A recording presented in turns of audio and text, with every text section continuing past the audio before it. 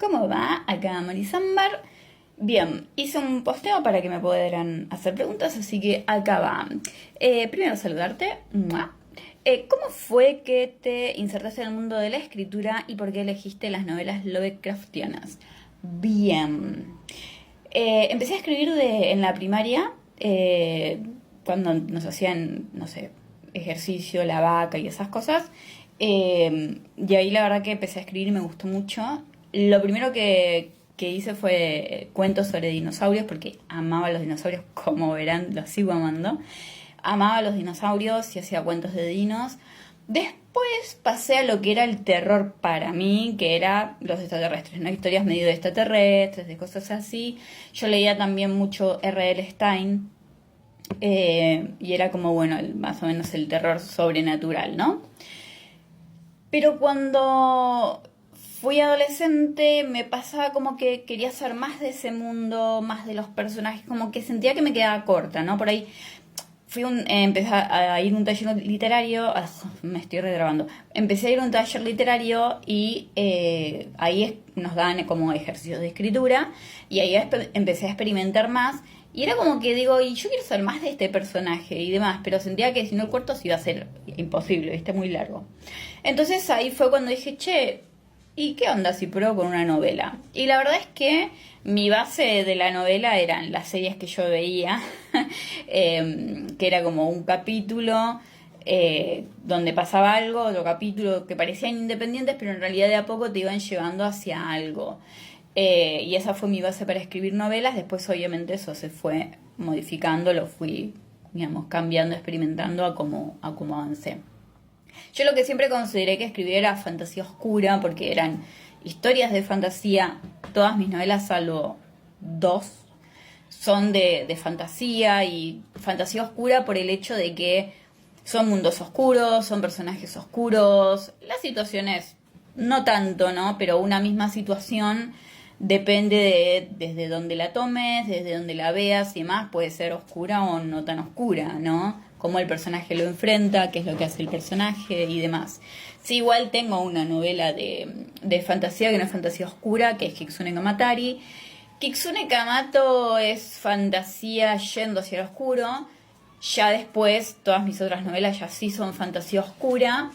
Y tengo una sedilla de novelas que son las de Dulces y Niromantes, que son ya horror cósmico, que serían estas novelas Lovecraftianas. El horror cósmico igual siempre está presente. ¿Qué me pasó con eso? Yo tenía una amiga que me decía, vos sos re Lovecraft, decía, y yo la verdad que no lo conocía. Y me resistí bastante a leerlo hasta que lo leí y dije, pero amiga, ¿esto qué tiene que ver conmigo? Entonces una vez me muestra un video análisis del autor y del mundo del autor y demás, y me pareció fascinante, porque claro, ahí es como que resignifiqué todo lo que había leído, ¿no? ¿Qué es el horror cósmico? Es esta cosa que supera al ser humano, ¿no? Antes de leer a Lovecraft, en mis novelas siempre estaba esto presente, ¿no? El ser humano siendo presa de ese mundo que es inmenso para él, porque desde siempre como que me rompí la bola eso del protagonista que cumplía sus sueños, el protagonista que lograba todo, el protagonista que triunfaba, el protagonista que conquistaba, el protagonista que lograba todo, ¿no? Está bien, uno dice, bueno, son medio historias para chicos. Yo estoy hablando de cuando era adolescente y consumía mucho Disney o cosas para chicos o preadolescentes, adolescentes, que más o menos era de la base de todo, ¿no? El personaje ganando, triunfando, consiguiendo, conquistando. Entonces yo dije, pero así no es la vida, ¿no? Más una persona como yo que tiene ansiedad y depresión. Así no es la vida, no quiero una historia de eso. Entonces escribía todo negativo. De hecho, por ejemplo, la primera novela que puedo decir que es Lovecraftiana, estoy retrabada hoy, es justamente esta de Dulces y Niromantes, que la escribí cuando tenía 18 años. Después de muchos años la continué y ahora tengo idea de una tercera novela. Y justamente estaba esto, ¿no? El protagonista que está perseguido por la muerte y que lo que tiene que hacer es escapar de la muerte. En su huida se encuentra con otros personajes donde el tema de la muerte es recurrente y muy presente, pero a la vez hay todo un mundo que le es ajeno, ¿no? Él se cruza con un nigromante y una de las cosas que cuando él empieza a preguntar por la muerte, por esto, por lo otro, el nigromante le dice, sobre eso no se puede hablar, eso no te lo puedo responder, ese es un tema del que no se puede hablar. No, todo esto que se escapa, todo esto que está por fuera del ser humano, ¿no?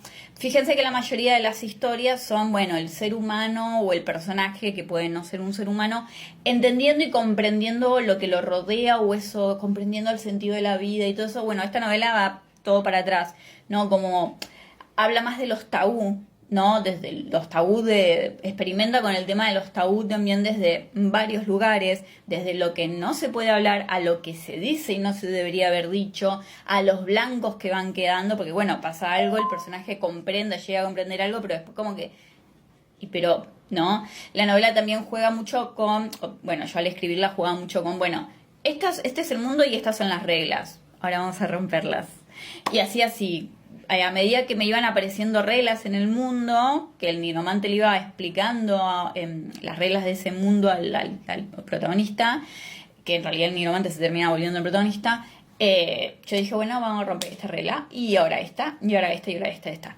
Y estaba presente esto de, bueno, hay algo, de hecho, lo que se explica en la novela es que los nigromantes, en lo que hacen esto es...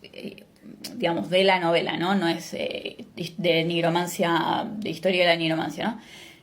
El nigromante, al hacer el ritual para convertirse en nigromante, después de estudiar la nigromancia y demás, hace un ritual en el que tiene que sacrificar a alguien, a un ser, puede ser animal o persona, pero alguien, no que tenga alma o espíritu, lo tiene que sacrificar para que sea guía espiritual. Y al hacer todo el ritual y demás, ve lo que hay del otro lado y como ser mortal no estamos listos para ver lo que está del otro lado y entonces, ¿qué es lo que le pasa? Se le quiebra la mente y eso, bueno, genera otras cosas, ¿no? Básicamente que están medios como loquitos. Justamente, pero no, como que bueno, lo que hay del otro lado y que hay del otro lado, ¿no? Y hay un personaje que como que todo el tiempo como que lo... Ay, no me sale la palabra, como que lo jode. ¿Querés que te cuente lo que hay? ¿Querés que te cuente lo que hay? ¿Querés que te...? O preguntas que hace el personaje y las respuestas son como medio tratar de pensar un poco, ¿no? Y ahí es donde está digamos, el horror cósmico, que es el horror de entender de que no podemos comprender todo, de que no podemos abarcar todo, de que hay cosas que están por sobre nosotros y hay cosas de las que entes o cosas o seres o lo que sea que está completamente fuera de nosotros, de los que no ni siquiera sabe que existimos, ¿no? Es como, bueno, fíjense, ¿no? Esta cosa tan loca de el ser humano está seguro de que en algún momento va a comprender el universo. Y el universo nunca jamás se va a enterar de que nosotros existimos. El ser humano está seguro de que hay vida afuera. ¿Y si nos enteramos de que no? Las religiones, ¿no? Las religiones nos dan una base de cuál es el camino, hacia dónde ir, nuestro propósito. Fíjense todas estas cosas. Bueno, el horror cósmico juega con todo eso. ¿Y si no tenemos un propósito? ¿Y si no hay nada? ¿Y si del otro lado no hay nada? ¿Y si esto...? Habla de lo que nos supera, ¿no? De mostrar al ser humano no como un conquistador, no como alguien que puede comprender al mundo, sino como un ser indefenso, que de alguna manera es lo que somos. Por eso la búsqueda constante desde la ciencia, la religión, la psicología. Fíjense que casi todo trata de comprender el mundo de una o de otra manera, y comprender es conquistarlo. Entonces lo que habla el horror cósmico, al menos lo que a mí me gusta del horror cósmico, es justamente decir, no, esto está muy por sobre vos. Y cómo eso le genera conflicto al personaje y cómo eso lo atrapa al personaje y demás. Y por eso me gusta mucho el horror cósmico.